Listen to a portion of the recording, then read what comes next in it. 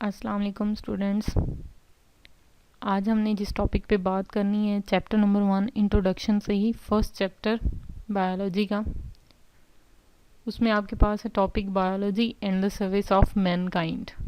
Basically इस topic के अंदर हम डिस्कस करेंगे कि बायोलॉजी जो है वो इंसान के लिए, मैनकाइंड के लिए क्या खिदमत सर अंजाम दे रही है, अपना क्या रोल प्ले कर रही है, उसके लिए क्या वेलफेयर के लिए वो अपना जो है वो ये ब्रांच बायोलॉजी की जो है वो इन्वॉल्व है।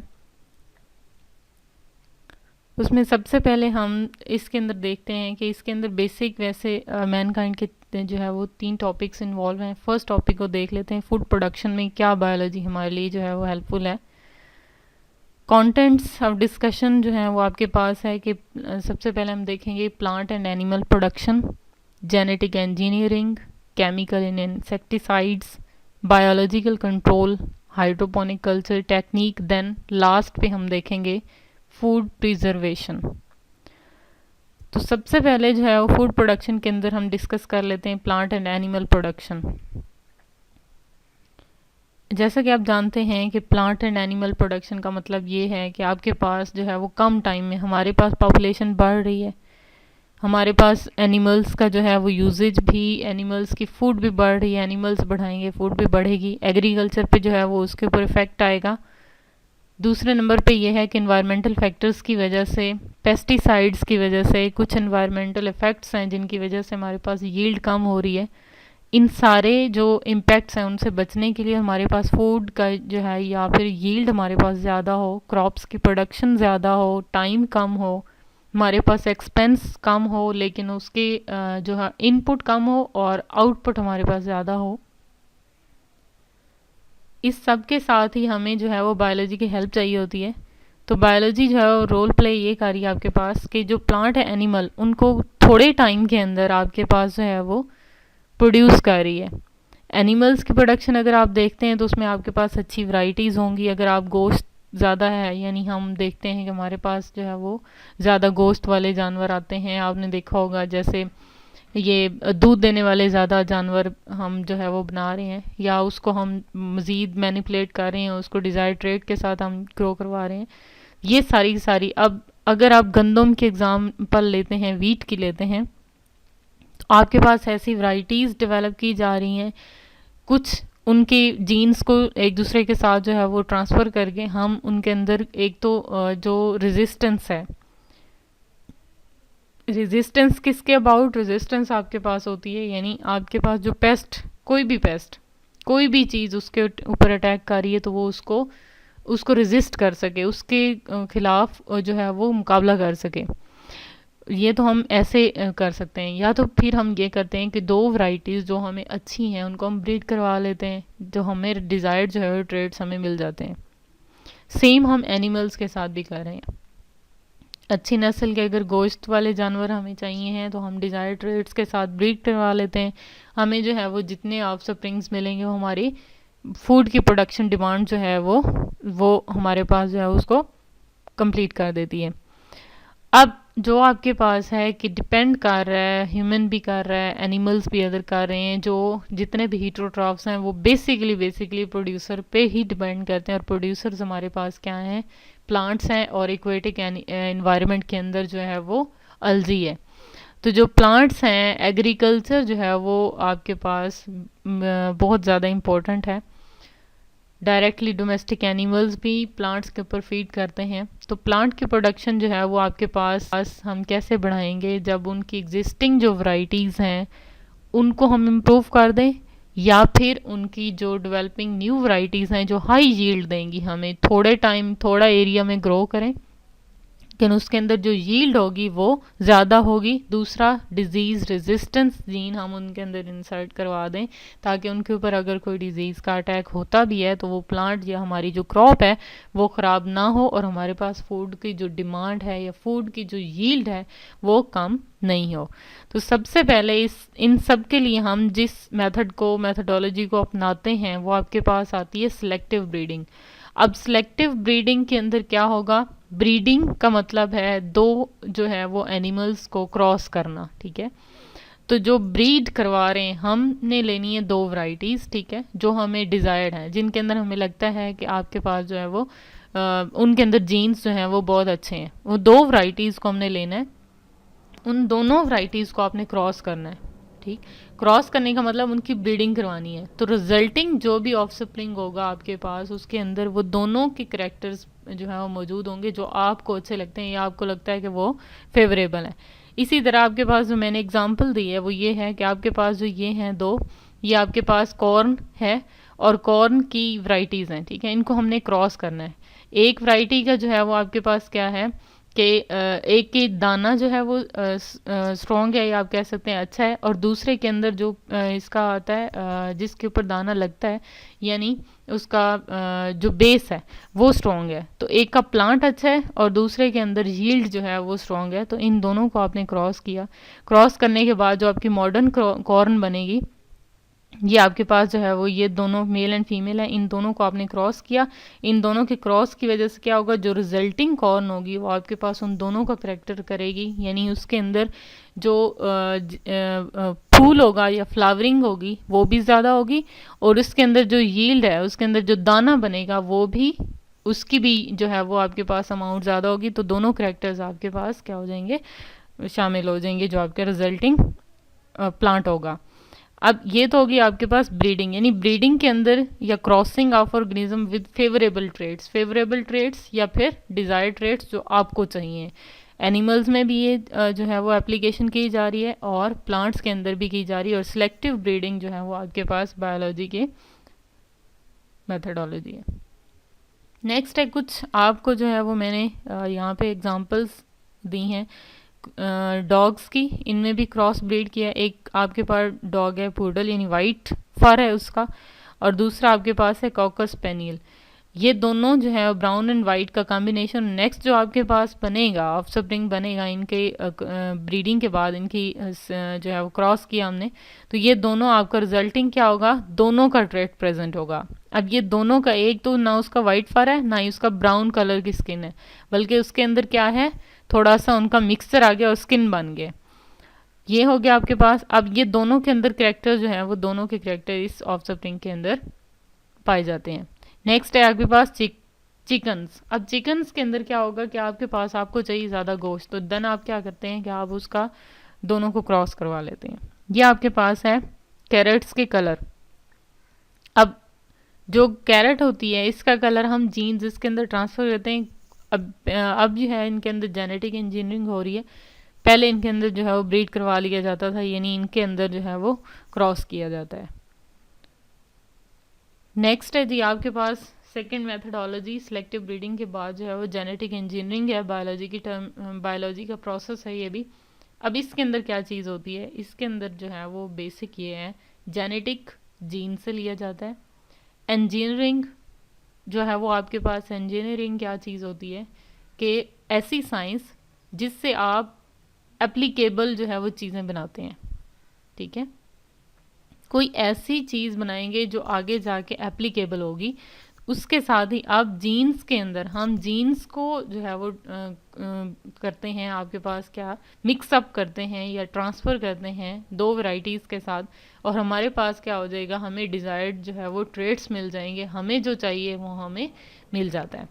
अब इसके अंदर जो जैसे हमारे पास फिगर में मैंने शो किया आपको, वो ये है कि आपके पास डीएनए है, आपको चाहिए ये वाला जीन। ठीक है, आपने इस जीन को काटना है, मॉलिक्यूलर सीजर के ज़रिए इसको काटेंगे। इस जीन को आप चाहते हैं कि वो प्लेस हो और आपके पास जो डिज़ायर्ड जो भी प्रोडक्ट आपको चाहिए वो आप हासिल कर सकते हैं। अब इसके अंदर आप क्रॉस जो क्रॉप्स होती हैं, यानी आप वीट को चाहते हैं कि वो डिज़ीज़ रेजिस्टेंस हो, तो आपने कोई जीन लेना है डिज़ीज़ रेजिस्टेंस किसी भी डोनर स्पीशीज से, और उस जीन को काटना है और उस प्लांट के अंदर जो है वो आपने उसके डीएनए के अंदर इंसर्ट करवा देना है। देन जो आपके पास वैरायटी होगी वो डिजीज़ रेजिस्टेंट डेवलप होगी। सबसे पहले इसकी डेफिनेशन देख लेते हैं जी। The group of applied techniques of genetics and biotechnology use to cut up and join together genetic material and especially DNA from one or more species of organism, and to introduce the result into an organism in order to change one or more of its characteristics। मतलब ये है आपके पास कि हमने जो genetics है, jeans हैं sorry, उनको हमने काटना है, फिर उनको ज्वाइन करना है। ठीक है, उन दोनों को।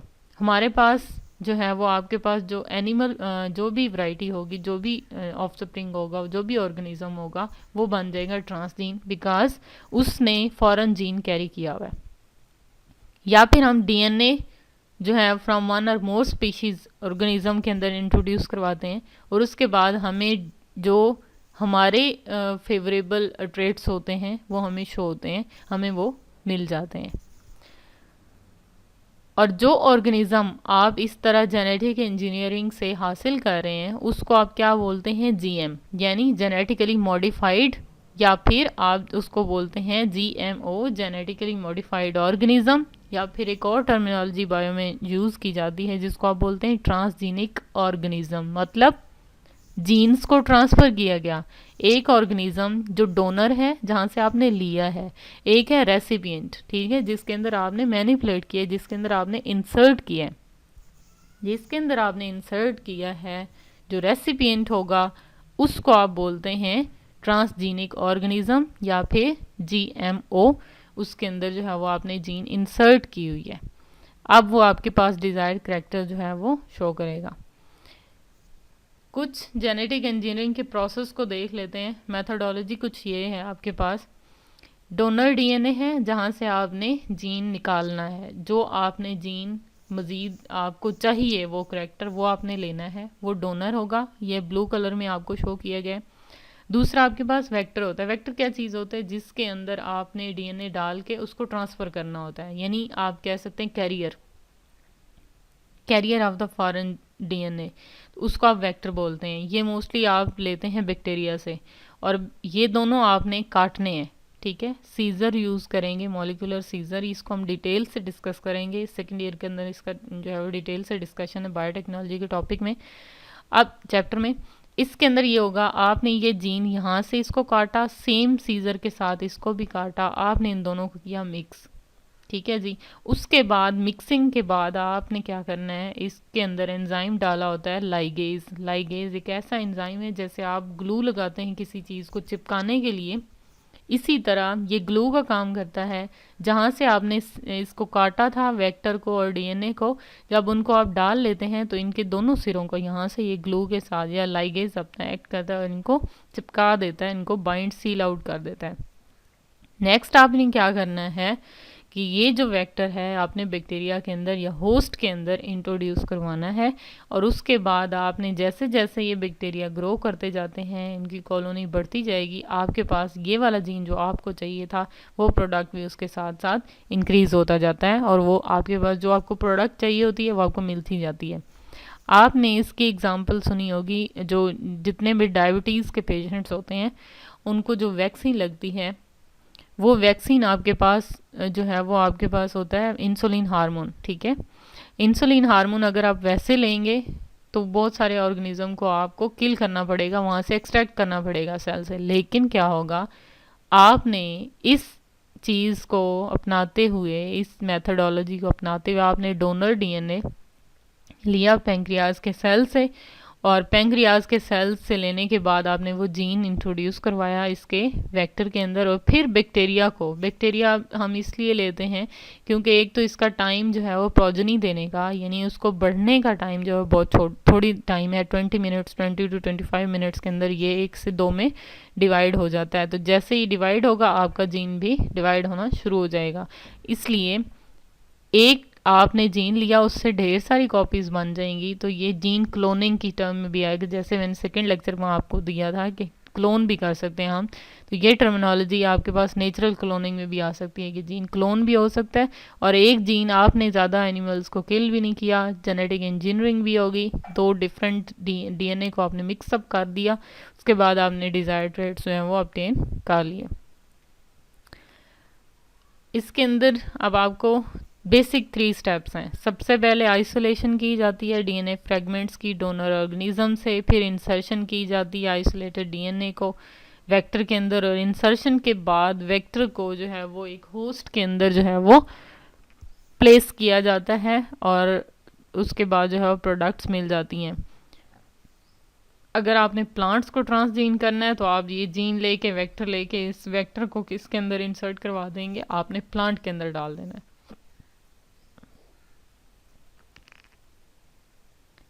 नेक्स्ट है जी आपके पास अब बायो के, ये तो हो गए मेथडोलॉजी जिसके ज़रिए आप फूड प्रोडक्शन बढ़ा सकते हैं, ठीक है, रेजिस्टेंट वैरायटीज़ बना सकते हैं। लेकिन कुछ ऐसा है कि आपके पास, हम लोग जब यील्ड दे रहे होते हैं तो हमारे पास उनके ऊपर कोई ना कोई अटैक होता है डिज़ीज़ का। चलो डिज़ीज़ रेजिस्टेंट आपने बना ली, समटाइम आप जो है वो पेस्ट रेजिस्टेंट जीन डाल लेते हैं, लेकिन वो भी एक हद तक जो है वो एक कह सकते हैं आपके पास जो है वो एक्सपेंसिव मेथडोलॉजी है, या उसका आपके पास जो है वो एक्सपेंसिव मेथडोलॉजी कह सकते हैं। लेकिन आप क्या करते हैं कि अगर कहीं पे डिजीज़ रेजिस्टेंस वैरायटीज़ ग्रो नहीं हुई हुई हैं तो वहाँ पे आप बायोलॉजी कंट्रोल कर सकते हैं। बायोलॉजिकल कंट्रोल क्यों करेंगे? आप चाहते हैं कि आपके एनवायरनमेंट के अंदर जब आप स्प्रे करेंगे फंगीसाइड का, यानी जो फंगस को किल करेंगे, इंसेक्टिसाइड का जो इंसेक्ट को किल करेंगे, या फिर आपके पास जो है वो पेस्टिसाइड आते हैं जो पेस्ट को किल करते हैं, तो ये हर्बिसाइड यूज़ करते हैं हर्ब्स को किल करने के लिए। अब ये सारे ऐसे केमिकल्स हैं जो आपके एनवायरनमेंट के अंदर डायरेक्टली और इनडायरेक्टली आपको इफ़ेक्ट करते हैं, यानी इन्वायरमेंट को ख़राब कर रहे हैं। अब इन केमिकल्स के यूज़ को जैसे जैसे आप बढ़ाते जाएंगे, इंसेक्ट तो किल होंगे लेकिन इनडायरेक्टली वो आपके लिए, आपके लंग्स के लिए, या इंसानों के लिए, दूसरे जानवरों के लिए, इन्वायरमेंट के लिए वो हैज़ार्डस है। तो आप क्या चाहते हैं? बायोलॉजी उसमें रोल प्ले ये करती है, बायोलॉजिकल कंट्रोल आप करें। बायोलॉजिकल कंट्रोल से क्या होगा? आपका जो अटैकर है या आपकी क्रॉप के ऊपर कोई भी इफेक्ट कर रहा है, कोई भी पेस्ट है, उसको कंट्रोल करने के लिए आपने क्या करना है? उसके दूसरे ऑर्गेनिज्म को यूज़ करना है ताकि वो उसको भी वो कर लें, ख़त्म कर दें, और आपके इन्वायरमेंट आपके लिए वो हैज़ार्डस भी नहीं हो। तो बायोलॉजिकल कंट्रोल बेसिकली क्या चीज़ होगा? Living organism are used to control harmful organism by competing और किलिंग इट। या तो उसके साथ compete करेगा या फिर उन ऑर्गेनिज्म को जो आपके लिए नुकसानदेह हैं उनको किल कर देता है। अब इसके अंदर जो है वो आपके पास आपकी बुक में एग्जांपल दी हुई है वालनट ट्रीज की। वालनट ट्रीज हैं आपके पास, अखरोट के दरख्त होते हैं, ठीक है, उनके ऊपर जो अटैक करता है वो है एफिड, ठीक है। एफिड जैसे यहाँ पे दिखाया गया, एफिड मतलब तीला होता है, एक ऐसा कीड़ा जो डायरेक्ट सैप निकालता है ट्रीज के अंदर से। सैप का मतलब है कार्बोहाइड्रेट, ये खाता है, ठीक है, कार्बोहाइड्रेट ये लिक्विड फॉर्म में लेता है। अब जो आपके पास है ट्रीज के अंदर जो फ्लोइम होता है टिश्यू, उसके अंदर उसकी खुराक चल रही होती है, ठीक है, उस खुराक के अंदर ग्लूकोज होता है या सुक्रोज होता है। अब ये दोनों चीज़ें, ठीक है, कार्बोहाइड्रेट्स हैं, इसने वहाँ से डायरेक्ट जो है वो पिंच करना है, अपनी नीडल डालनी होती है, उस नीडल के ज़रिए ये वहाँ से सक करता है। अब जिसके ऊपर इसका अटैक होगा, इस एफिड का अटैक होगा, वो ट्री जो है वो वेल्ट करना शुरू हो जाते हैं, जलना शुरू हो जाते हैं, वो मर जाते हैं। अब होगा क्या? आप इसके ऊपर बजाय इसके इंसेक्टिसाइड का स्प्रे करते हैं, आप इसके ऊपर वेस्प को जो है वो अप्लाई करें, भीड़ों को अप्लाई करेंगे, वेस्प को अप्लाई करेंगे, वो इसके ऊपर पैरासाइट का काम करता है, यानी इसको किल कर देगा, लेकिन आपके ट्रीज या आपके इन्वायरमेंट के ऊपर उसका कोई इनडायरेक्ट इफेक्ट जो है वो नहीं होगा। Some bacteria used as biopesticides, कुछ ऐसे बैक्टीरिया भी हैं जो बायोपेस्टिसाइड्स का काम करते हैं। सबसे पहले तो पेस्टिसाइड्स को आप जो है वो समझें। पेस्टिसाइड क्या होगा? Anything that are hazardous that act as killer your crops, ठीक है, डैमेजिंग इफेक्ट दे रहा है इंसान को, वो आपके पास पेस्ट होगा। कोई भी क्रॉप है उसके ऊपर कोई भी चीज़ है जो उसके लिए नेगेटिव इम्पैक्ट डाल रही है, वो पेस्ट है। चाहे वो बर्ड्स हैं, चाहे वो आपके पास इंसेक्ट है, चाहे वो कोई भी कीड़ा है, कोई भी वर्म वो आपके पास आ सकता है, वो सारे के सारे पेस्ट हैं, ठीक है। तो बायोपेस्टिसाइड के तौर पे बैक्टीरिया एक्ट करते हैं, उसमें आपके पास एग्जांपल आती है बैसिलस thuringiensis की। बैसिलस thuringiensis के अंदर क्या है आपके पास? ये हम ऐसा बैक्टीरिया है जिसके अंदर पॉइजनस जीन पाई जाती हैं। पॉइजन जीन पाई जाती है तो उसका जो प्रोडक्ट होगा वो भी पॉइजन प्रोटीन होगा, ठीक है जी। आपने क्या करना है, यहाँ से जो साइंटिस्ट हैं उन्होंने जीन निकाला है बैसिलस thuringiensis का पॉइजन जीन, और उस जीन को इंसर्ट किया है, जेनेटिकली इंजीनियर किया है किसके अंदर? कॉटन यानी कपास के पौधों के अंदर उसको इंसर्ट करवाया है, इस वजह से उसका नाम जो है, ये जो आपके पास ट्रांसजीन कॉटन है, इसका नाम रख दिया गया बीटी कॉटन। अब ये बीटी कॉटन जो है वो इसके अंदर ये होगा, जैसे जैसे पौधे ग्रो करते जाते हैं इस क्रॉप के, वैसे वैसे इसके अंदर से ये पॉइजन जीन जो है वो अपने प्रोटीन देना शुरू हो जाती है। जो भी चीज़ इसके ऊपर अटैक करेगी वो किल हो जाती है। लेकिन ये है, अब ये जो क्रॉप है इस की चीज़ का ये इफेक्ट है कि कुछ ऑर्गेनिज्म के अंदर जो है वो, ये जैसे इंसान है उसके अंदर इस प्रोटीन को एक्टिवेट करने वाले जो है वो जीन्स प्रेजेंट या एंजाइम प्रेजेंट नहीं है, इसलिए इंसानों के लिए ये हैज़ार्डस नहीं हो। बाकी जितने भी ऑर्गेनिज्म हैं उनके अंदर, जिनके अंदर इसको जो है वो चलाने वाले या इस प्रोटीन को एक्टिव करने वाले जीन्स प्रेजेंट होंगे, उनके अंदर ये उनको ये किल करता जाता है। तो आपके पास क्या होगा, ये भी आपका डिजीज़ रेजिस्टेंट भी होगी और इंसेक्ट रेजिस्टेंस भी जीन हो गया। ये जो बायोलॉजिकल कंट्रोल होगा, आपके पास एनवायरनमेंट भी सेफ होगा और जो ऑर्गेनिज्म से ऑर्गेनिज्म कंट्रोल किया जा रहा है, इसलिए हम इस मेथोडोलॉजी को नेम देते हैं बायो कंट्रोल या फिर बायोलॉजिकल कंट्रोल। नेक्स्ट है जी आपके पास एक और टेक्निक जिसको यूटिलाइज करके आप फूड की प्रोडक्शन बढ़ा सकते हैं, यील्ड बढ़ाते हैं, वो आपके पास है hydroponic culture technique. Hydroponic culture technique, as name indicate that hydroponic water, ठीक है। कल्चर टेक्निक का मतलब कल्चर करना, पानी के अंदर जो है वो कल्चर करना, पानी के अंदर ग्रो करवाना किसी चीज़ को। इस टेक्नोलॉजी को आप यूटिलाइज कर सकते हैं या करते हैं बायोलॉजिकली। ये है इसका बेनिफिट, ये होगा यानी आप इस मेथड के अंदर क्या करते हैं, growing plants in a water based nutrient rich solution.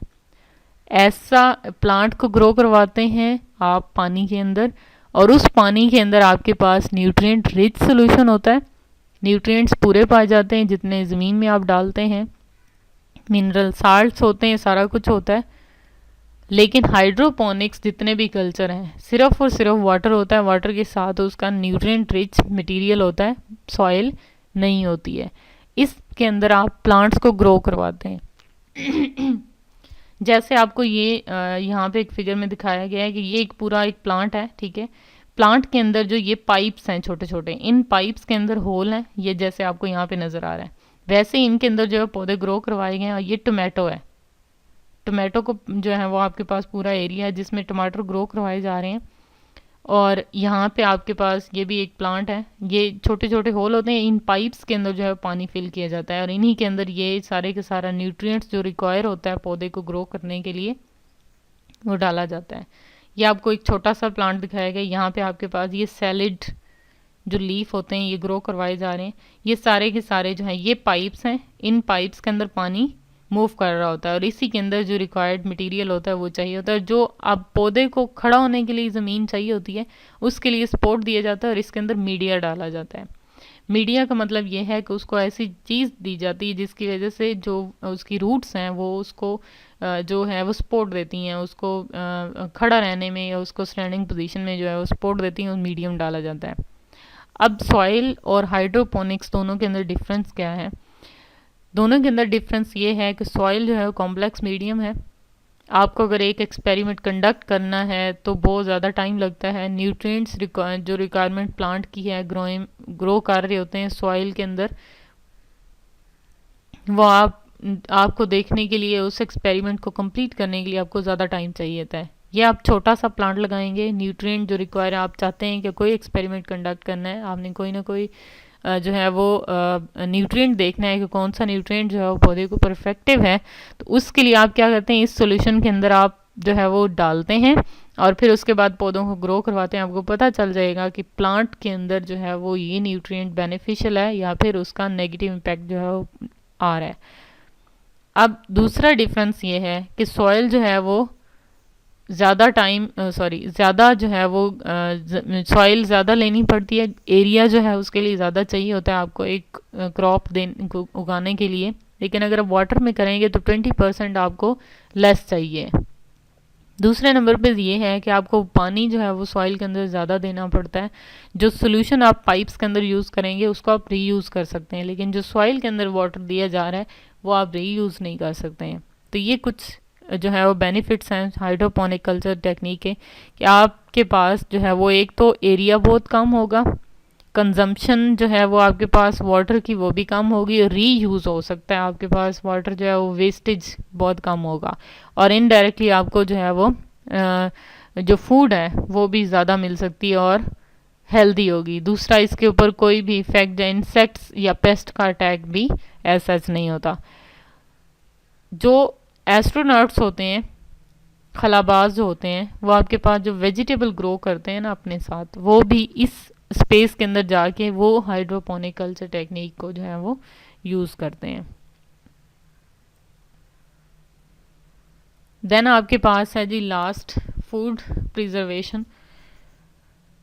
अब खुराक को बना भी सकते हैं, इंक्रीज़ भी आपने किया, आपने उसकी मेथडोलॉजी ब्रीडिंग भी करवाई, जेनेटिक इंजीनियरिंग के ज़रिए भी, बायोलॉजी के ज़रिए आपने उसको इंक्रीज़ किया, उसके डिजीज़ रेजिस्टेंस जीन डाले। देन आपने जो है बायोलॉजिकल कंट्रोल किया कि आपका एनवायरनमेंट भी हैज़र्ड से बच जाए और एनिमल जो पेस्ट हैं वो भी कंट्रोल हो जाएं। फिर आपने देखा कि आपके पास एरिया जो है वो कम है और उसको यूटिलाइज कम करें, और आपने जो है वो एक और मेथडोलॉजी टेक्निक भी देखी कि आप हाइड्रोपोनिक कल्चर टेक्निक कर सकते हैं अप्लाई, उसके ज़रिए आप फूड की प्रोडक्शन बढ़ा सकते हैं। अब प्रोडक्शन बढ़ गई है, लेकिन उस फूड को आपने स्टोर करना है, प्रिजर्व करना है, ज़्यादा टाइम के लिए डिलीवर करना है एक जगह से दूसरी जगह। लेकिन वो अगर आप प्रिजर्व नहीं करेंगे तो फिर वहाँ वो जो फूड है वो आपके पास ख़राब होगी, और जब वो ख़राब होगी तो फिर वही चीज़ आ जाएगा, वही इफेक्ट आ जाएगा, आपके पास फूड शॉर्टेज होना शुरू हो जाएगी। तो फूड प्रिजर्वेशन बेसिकली क्या चीज़ होगा, एक ऐसा process is the process of treating and handling food to stop और स्लो डाउन फूड स्पॉइलेज। जो खुराक गल सड़ रही होती है उसके जो आपके पास प्रोसेस है, उस स्पॉइलेज के प्रोसेस को या तो कम कर दिया जाता है या फिर रोक दिया जाता है। इस स्पॉइलेज के प्रोसेस को रोकने को या फिर उसके ख़त्म करने को हम क्या बोलते हैं, प्रिजर्वेशन। अब इस प्रिजर्वेशन को किया क्यों जाता है, ताकि आप जो है वो बाद में इस्तेमाल कर सकें। दूसरा, एक जगह से दूसरी जगह बहुत लॉन्ग डिस्टेंसेस तक आप उसको ट्रांसपोर्ट कर सकें, और दूसरे नंबर पे ये है उसकी क्वालिटी, जो फूड की असल क्वालिटी है वो भी ख़राब नहीं हो। तो ये चीज़ें प्रिजर्वेशन के अंदर आप क्या देखते हैं, एक स्पॉइलेज या तो हो ही ना, या फिर उसको रोका जाए। वो क्यों रोका जाए, वो इसलिए रोका जाए ताकि आप फूड को ट्रांसपोर्ट कर सकें और उसकी क्वालिटी भी ख़राब ना हो, या फिर उस टाइम के बाद आप देर से यूज़ भी उसको करने के काबिल बना सकें। अब प्रिजर्वेशन क्यों की जाती है, वो इसलिए की जाती है क्योंकि स्पॉइलेज जब फूड के अंदर क्यों होगी, जब आपके पास माइक्रो ऑर्गेनिज्म ग्रो करेंगे। अब आपने क्या करना है, उन माइक्रो ऑर्गेनिज्म की ग्रोथ को या तो रोकना है या फिर ख़त्म करना है। उन माइक्रो ऑर्गेनिज्म के अंदर क्या चीज़ आती है, बैक्टीरिया, फंजाई, जीस्ट, ठीक है, अदर माइक्रो ऑर्गेनिज्म। अब प्रिजर्वेशन में आपने मोस्टली देखा होगा, हम लोग आटा रखते हैं घरों के अंदर, ठीक है, आटा जो है उसके बाद जो है वो फूल जाता है, खट्टा हो जाता है, उसके अंदर क्या होता है, जीस्ट। या फिर आपने ब्रेड रखी होगी, ब्रेड के अंदर ब्लैक ब्लैक से ग्रीन ग्रीन से डॉट लग जाते हैं, वो जीस्ट ग्रो करती है। आपने रोटी देखी होगी सिंपल जो हम रखते हैं, वो भी आपके पास ये होगा, उसके ऊपर भी जीस्ट, क्योंकि जो जीस्ट के स्पोर्स हैं वो इन्वायरमेंट के अंदर बहुत ज़्यादा है। अगर आप फूड प्रिजर्व नहीं करेंगे तो फिर केन नहीं करेंगे तो उसके वो जो है वो उसकी ग्रोथ आप रोक नहीं सकते हैं, या आप उसकी ग्रोथ जो है वो आप ख़त्म नहीं कर सकते हैं। ये तो होगी आपके पास प्रिजर्वेशन। प्रिजर्वेशन के कुछ मेथड्स जो हैं वो आपकी बुक में शेयर किए गए हैं, आपकी बुक में जो है दिए गए हैं, वो ये हैं कि पास्चराइजेशन की जाए, ड्राइंग की जाए, फ्रीजिंग कर दी जाए, स्टेरलाइजेशन हो, ये साल्टिंग की जाए। सबसे पहले जी पास्चराइजेशन। पास्चराइजेशन आपने 9th-10th में भी पढ़ा, आपने अपनी पिछली क्लासेस में जो है वो पास्चराइजेशन का पढ़ा कि कैसी जो है वो मेथड है प्रिजर्वेशन का, जिसमें मिल्क और या डेयरी और डेयरी प्रोडक्ट्स या फिर मिल्क और मिल्क प्रोडक्ट्स को प्रिजर्व किया जाता है। हाई डिग्री टेम्परेचर दिया जाता है, बॉईल किया जाता है दूध को, तो उसके बाद जो है इसको प्रिजर्व किया जाता है। उस इस प्रोसेस को आपने बोलते हैं पास्चराइजेशन। पास्चराइजेशन क्यों बोलते हैं, क्यों नाम दिया गया उसको इस प्रोसेस का, वो इसलिए दिया गया कि जो साइंटिस्ट जिसने सबसे पहले इस मेथड को जो है वो अप्लाई किया था, ये दिया था, ये यूज़ किया था, वो था लुईस पास्चर। ठीक है जी। लुईस पास्चर के ऑनर की बेस पे इस मेथड का नाम जो है वो पास्चराइजेशन रखा गया। तो मिल्क और मिल्क प्रोडक्ट, मिल्क आपके पास मिल्क प्रोडक्ट कौन सी होगी, जिसमें जिसमें आपके पास जो है वो चीज़ आ जाता है, जिसमें आपके पास योगर्ट आती है, जो दही होता है, उसके साथ पनीर आता है, आपके पास बटर है, ठीक है, मक्खन आ जाता है। ये सारी की सारी जो है वो मिल्क प्रोडक्ट्स हैं। इनको प्रिजर्व करना और दूध को प्रिजर्व करना वो आप किस प्रोसेस के ज़रिए करते हैं, वो आप पास्चराइजेशन के ज़रिए करते हैं। देन आपके पास ड्राइंग आता है। अब फूड को प्रिजर्व करने का एक और मेथड है सनलाइट में डायरेक्ट आप ड्राई करो। इसको इतनी इतनी हीट दी जाती है, इतना स्टीम दिया जाता है ताकि उसके अंदर से पानी, जब पानी चीज़ों के अंदर से निकल जाता है ना, तो फिर वो प्रिजर्व होना, वो ज़्यादा टाइम तक आप उसको जो है प्रिजर्व करते हैं। कुछ ऐसे होते हैं जिसमें आप प्रिजर्व करते हैं तो ऑयल करते हैं, ऑयलिंग की जाती है, तेल लगा दिया जाए या ऑयल लगा दिया जाए, तब भी आप जो है उस चीज़ को प्रिजर्व कर सकते हैं। सेकेंड मेथोडोलॉजी में आप करते हैं फ्रीजिंग। ड्राइंग फ्रीजिंग में आपने देखा है कि हम लोग फ्रीज़र के अंदर जो है वो चीज़ों को प्रिजर्व करते हैं, प्रॉपर जो है वो केन करते हैं, फिर उसको प्रिजर्व कर देते हैं ज़्यादा टाइम के लिए, हम जो है उसको बचा सकते हैं, बजाय इसके कि हम माइनस के टेम्परेचर होता है -डिग्री में, और जो आइसिंग टेम्परेचर होता है वो आपके पास जो है वो चीज़ों को प्रिजर्व करते हैं, वहाँ पे भी आपके पास माइक्रो ऑर्गेनिज्म की ग्रोथ जो है वो स्टॉप हो जाती है। देन स्टेरलाइजेशन करते हैं। स्टेरलाइजेशन जो है वो आप कैसे करते हैं कि आपने जर्म से चीज़ों को पाक करना है, ठीक है, उनको आपने धोना है। कुछ ऐसी चीज़ें हैं, अब ये तो आपके पास फूड प्रिजर्व हो रही है ना, फूड प्रिजर्वेशन के लिए जो केन आप यूज़ कर रहे हैं उनको आपने वॉश आउट करना है, उनको आपने जो वायरस है, बैक्टीरिया है, जीज फंगस है, या जो भी आपके पास माइक्रो ऑर्गेनिजम्स हैं, उन सब से आपने उसको वॉश आउट करना है। देन आपके पास लास्ट है जी साल्टिंग। साल्टिंग आपने देखा होगा, कुछ पुराने लोग थे उसमें वो फूड के ऊपर अगर आप नमक लगा देते हैं ना, तो वो भी चीज़ जो है वो ज़्यादा टाइम के लिए प्रिजर्व होती है। तो जो पहले लोग थे वो क्या करते थे, जब भी आपके पास गोश्त को प्रिजर्व करना है उन्होंने उनको साल्ट करना, ठीक है, यानी उसके नमक के अंदर, ऑयल के अंदर भूनते थे और फिर उसके बाद वो उसको ड्राई करते थे, धूप में लटका दिए जाते थे गोश्त को जो है वो उसके साथ, वो ज़्यादा टाइम तक जो है वो, जब वो ड्राई हो जाता है, साल्ट लग जाता है उसके ऊपर, फिर देन उसके अंदर जो है वो आपके पास माइक्रो ऑर्गेनिजम्स नहीं जाते हैं।